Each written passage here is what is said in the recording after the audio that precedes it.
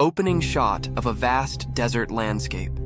We see Noah, a humble and righteous man, receiving a divine revelation from God. Voice of God. Noah, I have chosen you to deliver a message to your people. They have strayed from the path of righteousness and must repent. Noah, filled with determination, begins preaching to his people, urging them to turn away from their sinful ways and seek forgiveness. Despite facing ridicule and opposition, Noah tirelessly continues his mission, building an ark as instructed by God to save those who heed his warning. Noah builds an ark, saving believers and animals. As the floodwaters rise, Noah and his family, along with the animals, seek refuge in the ark, while the rest of humanity is engulfed by the deluge. The film closes with Noah, a symbol of perseverance, his faith echoing through generations.